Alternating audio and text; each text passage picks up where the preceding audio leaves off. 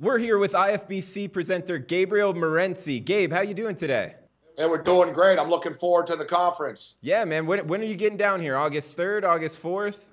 Yeah, we'll be arriving on August the 3rd, Thursday evening, and I'll do my best to stay out of trouble and not get arrested and not create an international incident to give my presentation and to listen to some of the top names in the business. You know, I'm actually buddies with a couple of guys who are going to be speaking. Ted Savransky, me and Teddy go way back. Mark Lawrence is on my show. So is Teddy. Teddy's on my TV show weekly, as is Mark Lawrence. And the last time I saw Mark Lawrence actually was at a similar football get-together with a bunch of campers, and we did a couple of about a week of radio shows in Las Vegas.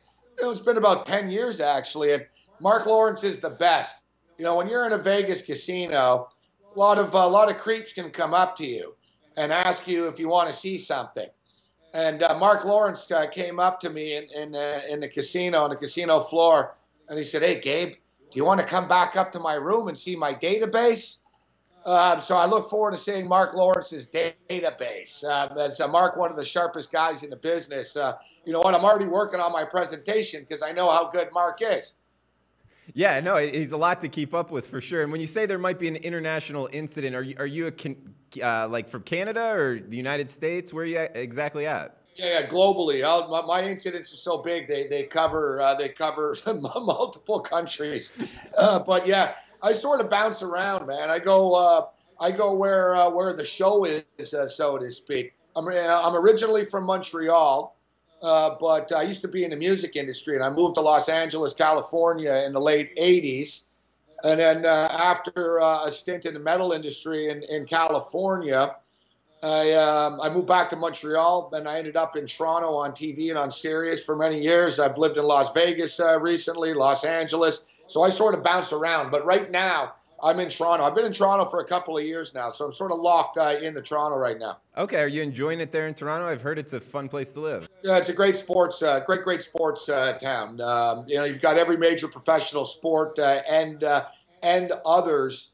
It's a major metropolis, great sports town. And, you know, what's good, you know, you've got legalized betting in Canada as well. And it's funny because people in Canada always complain about it, right? Like, oh, you know, the local lottery sucks. And, you know, I don't want to have to play 3 games. Yet, I'm at a UFC event in Montreal, and I'm in a corner store, and a bunch of guys from New York were like, "This is the greatest thing I've ever seen in my life. I wish we had this in every 7-Eleven." So it's all about perception. But, yeah. Canada's it's a pro gambling culture.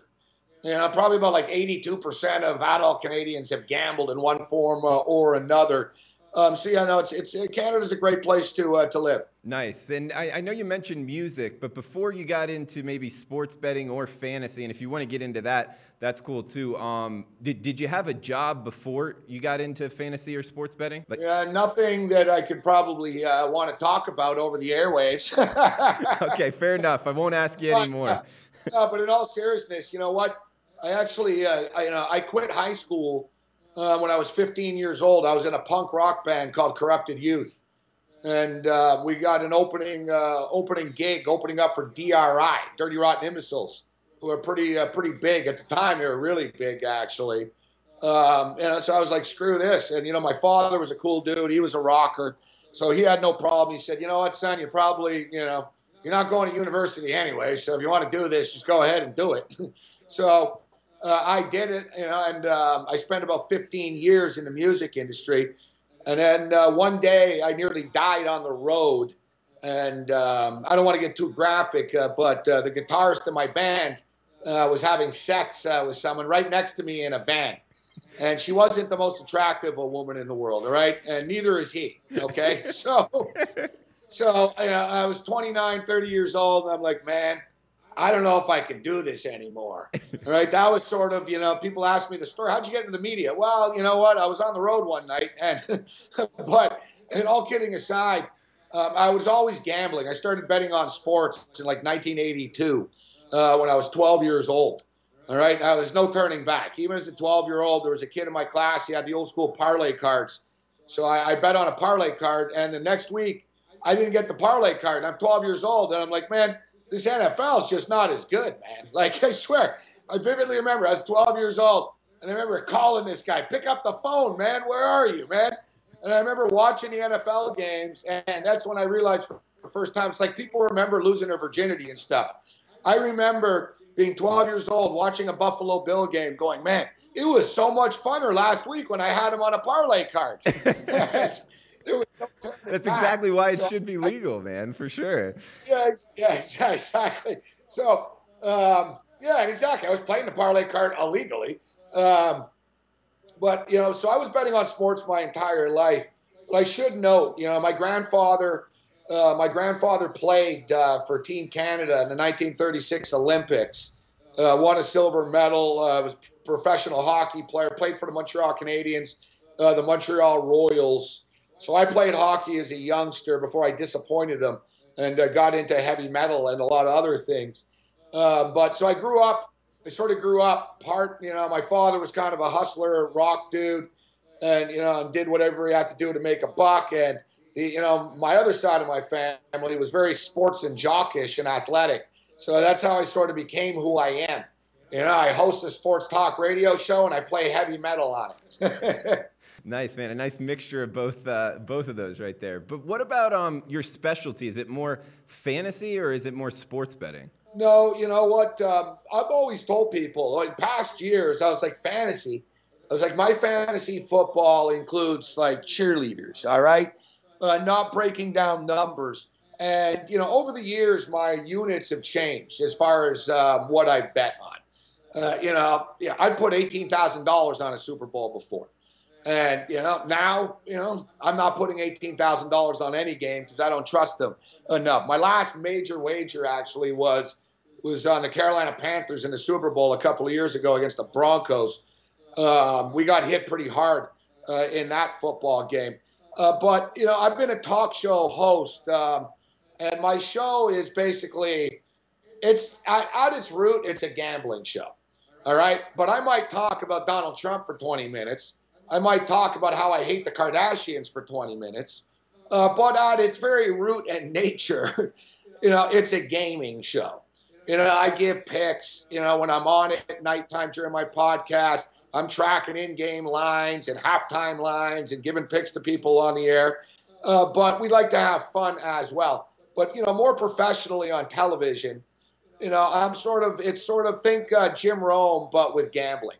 Jim Rome / Howard Stern, but with gambling. Nice. We'll have handicappers on, but we'll have fun with them. And we're not just going to crunch numbers. I think that's the thing that a lot of people in the fantasy world don't get, and that handicappers that don't get. That it's about presentation. It's about entertaining people. There are 3,000 podcasts out there. There are 80 million jackasses that are going to tell you, how many yards per carry the Steelers are giving up. But people have a choice about who they want to watch. So I try to have some fun with it. I'm obviously very passionate about it. And as far as fantasy is concerned, I was never really a huge fantasy guy in past years. I never really cared to, wait a whole year. I'm an impatient person. I bet so much that I'm like, man, I can't worry about how a fantasy's team doing. I got $3,000 a game on 5 NFL games here. All right. I can't worry about that. But it was probably about 15 years ago, actually, maybe let's say 13, 14 years ago, that fantasy football started to grow, and, they started to send me the football previews. So I'd get like the Pro Football Weekly season preview, or I'm reading the Athlon season preview or the Lindy season preview, etc. And then I get the fantasy guys start sending me their previews. And I'm like, holy crap, man. There's a hell of a lot more information to help me in this fantasy magazine, help me bet on the game, than there is in these regular season preview magazines. So I sort of caught on. I'm like, maybe these fantasy guys are onto something here. And then I realized, let them do the work. They're such geeks. We have hard enough time, capping all the games that we do. And I cover everything, man. UFC, you name the sport, from summer league basketball, but specifically in football, we got 130 line teams now. We got 130 line teams, and we got 32 NFL teams. So, we're trying to stay on top of point spreads, injuries, etc. So when you get into the numbers and the specific matchups and information about player production, I came to realize about 13, 14 years ago that, you know what, these fantasy guys are much more detailed and they cut right to the chase. And then how can we use this and cross it over into the gaming world, which is something that we're going to do at the first ever IFBC on August 4th and 5th, in which, I've always bet on props, and I've always been a big prop guy. And I still am to this day a major prop guy. I've considered starting like a website where I only sold prop bets.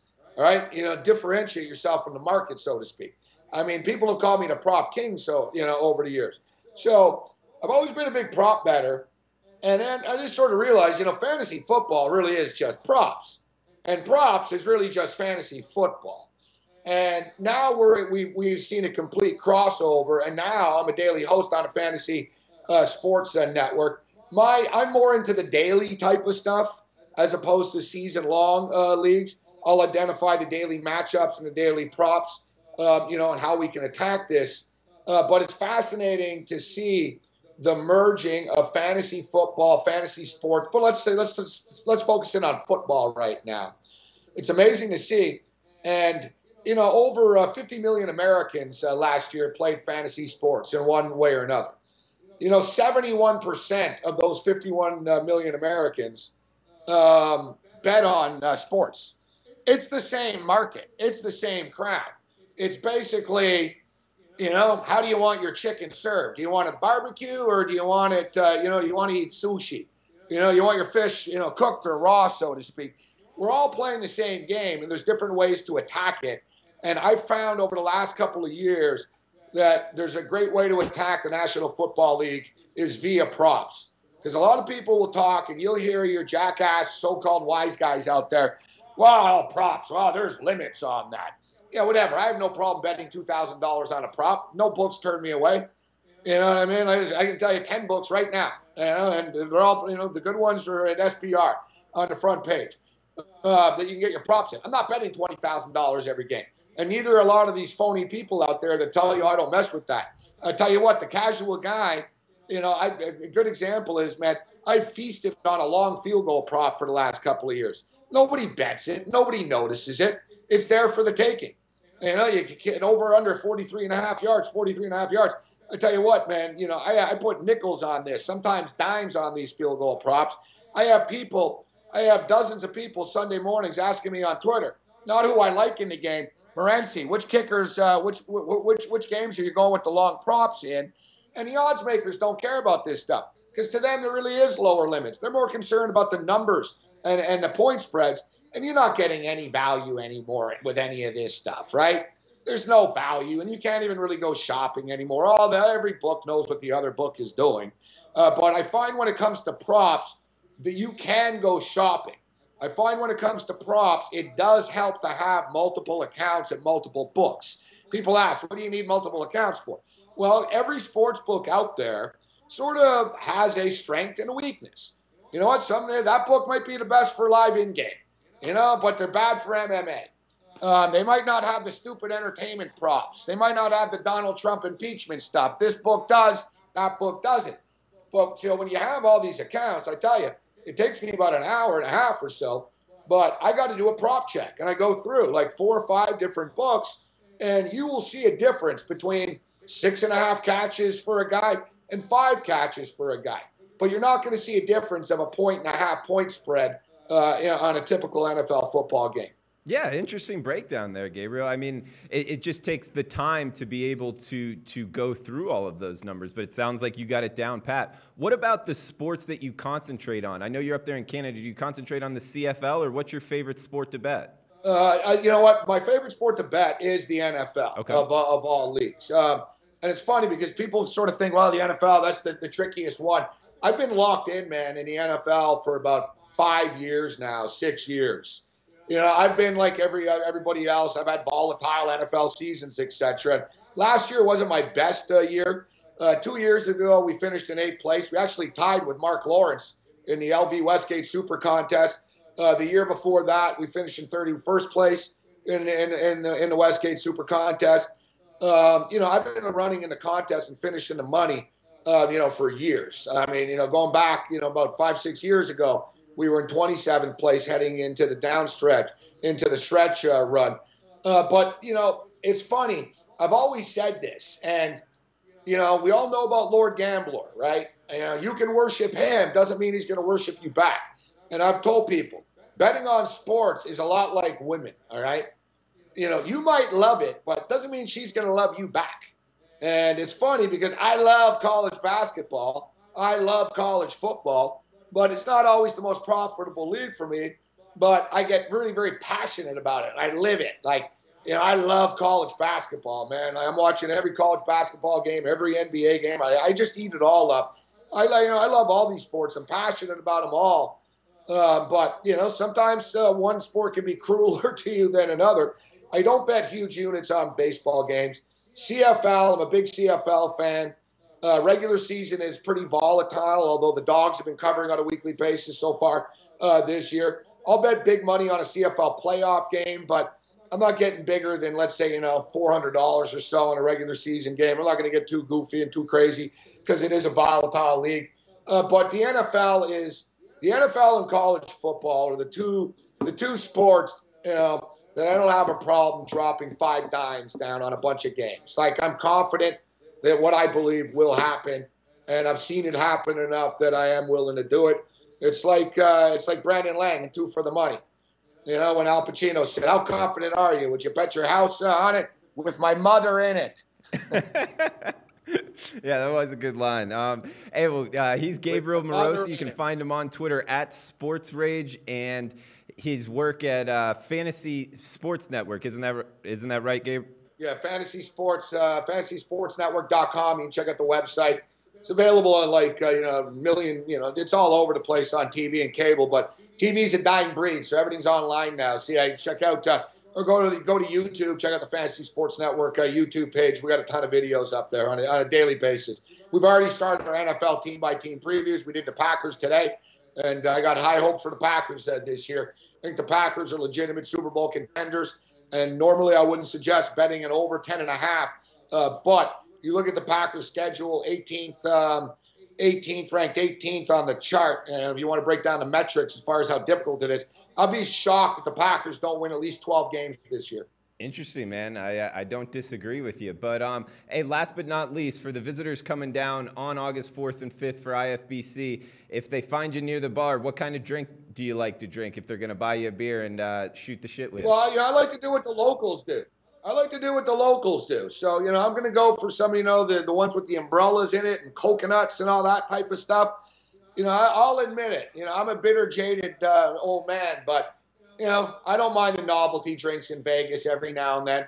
So, but generally I'm a vodka drinker. So whatever vodka, whatever we can get with Costa Rica, with vodka, whatever the local specialty is, I'll give it a shot. All right. Sounds good. Hey, and thanks for taking the time, Gabe. Hey, no problem. Look forward to seeing you guys. Yeah, look forward to seeing you too, bud.